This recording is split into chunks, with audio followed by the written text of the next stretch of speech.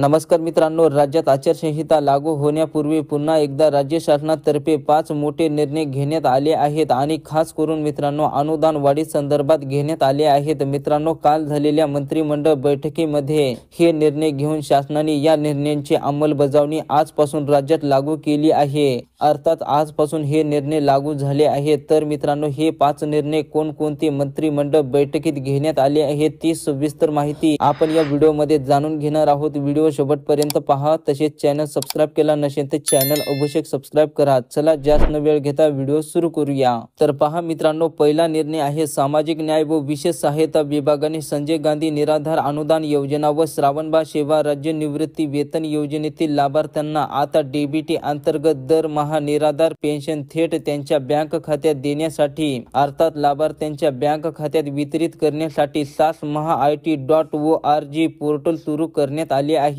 तेव्हा मित्रांनो, यापुढे या दोन्ही योजनेच्या लाभार्थ्यांना डीबीटी अंतर्गत प्रत्येक महिन्याला न चुकता दरमहा 1,500 रुपये पेन्शन मिळत राहणार आहे। तर हा मोठा निर्णय आहे संजय गांधी निराधार योजना व श्रावणबाळ सेवा राज्य निवृत्ती वेतन योजनेच्या लाभार्थ्यांसाठी घेण्यात आला आहे। त्याच्यानंतर मित्रांनो, दुसरा निर्णय पहा, शुभमंगल सामूहिक विवाह योजनेच्या अनुदानात वाढ करून आता 25,000 रुपये करण्याचा निर्णय घेण्यात आला आहे। मित्रांनो, सध्या सामूहिक विवाह नोंदणीकृत विवाहासाठी मंगळसूत्र व इतर वस्तूंच्या खरेदीसाठी प्रत्येक जोडप्याला 10,000 रुपये इतके अनुदान दिले जाते। तर इथून पुढे आता 10,000 ऐवजी 25,000 रुपये मिळणार आहेत। त्याच्यानंतर मित्रांनो, राज्यातील आशा स्वयंसेविकांना राज्य शासनाच्या निधीतून दिल्या जाणाऱ्या मानधनात 5,000 रुपयांची वाढ करण्यास मान्यता दिली आहे। तसेच मित्रांनो, नोव्हेंबर 2023 या महिन्यापासून देण्यात येणाऱ्या यासाठी मित्रांनो 200 कोटीचे अतिरिक्त खर्च आणि 961 कोटींच्या वार्षिक खर्चास मान्यता देण्यात आली आहे। त्याच्यानंतर मित्रांनो, चौथा निर्णय पहा, गावातील पोलीस पाटलांचे मानधन 6,500 वरून 15,000 रुपये करण्याचा निर्णय घेण्यात आला आहे। मित्रांनो, राज्यात सध्या पोलीस पाटलांची 38,000 पदे असून मानधनात वाढ केल्यामुळे 394 कोटी 99 लाख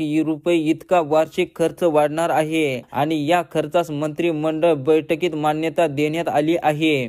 आता मित्रांनो, पाचवा आणि शेवटचा निर्णय पहा, अहमदनगर शहर आणि जिल्ह्याचे नामकरण करण्यात आले आहे। यापुढे अहमदनगर शहर तसेच जिल्ह्याचे नाव अहमदनगर ऐवजी अहिल्यानगर करण्यास मान्यता देण्यात आली आहे। मित्रांनो, शहराचे नाव बदलण्याची मागणी नागरिकांनी व संघटनेने केली होती। तर या अनुषंगाने गृह मंत्रालयाच्या सुधारित मार्गदर्शक तत्वांनुसार हे नामकरण करण्याची शिफारस करण्यात आली आहे। तर अशा प्रकारे मित्रांनो, मंत्रिमंडळ बैठकीत हे 5 महत्त्वाचे निर्णय राज्य शासनाच्या माध्यमातून घेण्यात आले आहेत। तेव्हा मित्रांनो, या निर्णयामध्ये तुमच्या महत्त्वाचा आणि कामाचा निर्णय कोणता आहे हे मला नक्की कमेंट बॉक्स मध्ये कळवा। व्हिडिओला लाईक करा आणि चॅनलला सबस्क्राइब केला नसेल तर चॅनलला अवश्य सबस्क्राइब करा। धन्यवाद।